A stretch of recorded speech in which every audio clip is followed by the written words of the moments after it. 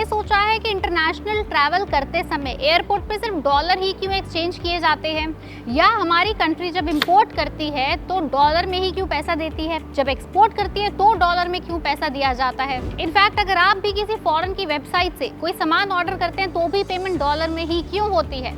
इन सभी चीज़ों का एक ही जवाब है, वो ये कि पूरी दुनिया के अंदर अमेरिकन डॉलर को as a reserve currency accept कर चुके हैं।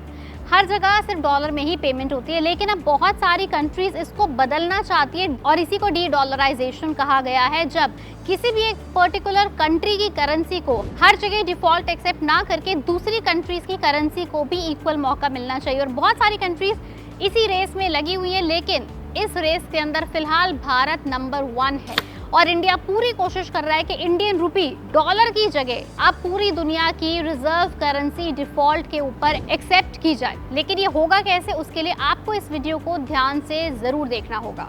दुनिया के कई एक्सपर्ट्स का मानना है कि अमेरिकन डॉलर के अलावा दुनिया में एक और करेंसी ऐसी होनी चाहिए जिसको रिजर्व करेंसी का स्टेटस मिले, जिससे अमेरिकी डॉलर के दबदबे को चुनौती दी जा सके। लेकिन पहले ये जान लेते हैं कि रिजर्व करेंसी होती क्या है। रिजर्व करेंसी सेंट्रल बैंक्स और चीफ फाइनेंशियल इंस्टीट्यूशंस द्वारा इंटरनेशनल ट्रांजैक्शंस के लिए इस्तेमाल किए जाने वाली करेंसी होती है। जैसे अपने देश का central bank RBI forex reserve dollar में मेंटेन करता है, वैसे ही पूरी दुनिया में बिजनेस करने के लिए डॉलर में ही पेमेंट होती है। ऐसा इसलिए क्योंकि किसी देश को बिजनेस करने के लिए अपनी करेंसी को रिजर्व करेंसी के साथ एक्सचेंज करने की जरूरत नहीं होती। यही रिजर्व ग्लोबल ट्रांजैक्शंस को इजी बनाने में मदद भी करता है।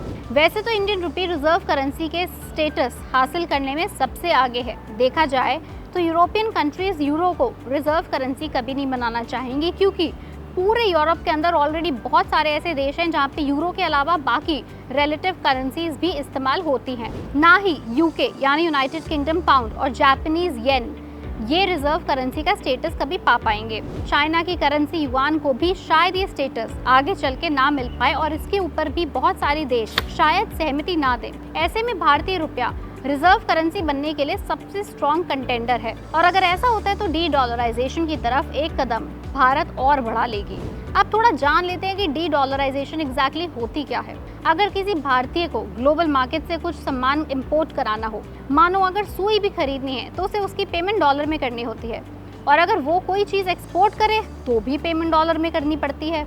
अब डी डॉलराइजेशन माने ऐसे समझिए कि दुनिया भर के देश अगर कोई ऐसा नियम बना लें कि वो सारा लेन देन या इंपोर्ट एक्सपोर्ट डॉलर के बजाय किसी और करेंसी में करने लगे तो इसे डी डॉलराइजेशन कहा जाएगा। इसी डी डॉलराइजेशन की कोशिश जारी है और इस कंपटीशन में कई कंट्रीज अपनी करेंसी सेलेक्ट करवाना चाहती हैं।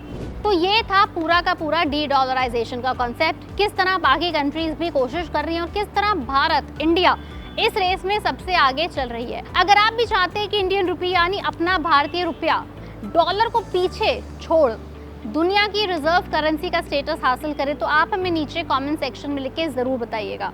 अगर आपके इस वीडियो से लेके कोई भी डाउट है, कोई भी सवाल है, क्वेश्चंस है, तो नीचे कमेंट सेक्शन में हमें लिख के बताएं, हम उन्हें ज़रूर एड्रेस करेंगे। तब तक आप हमारी वीडियो देखते रहें, उन्हें लाइक करें, शेयर करें, हमारी वीडियो पे कमेंट्स करें, हमें यूट्यूब पे सब्सक्राइब करें और हमारे को फेसबुक और इंस्टाग्राम पर भी ज़रूर फॉलो करें।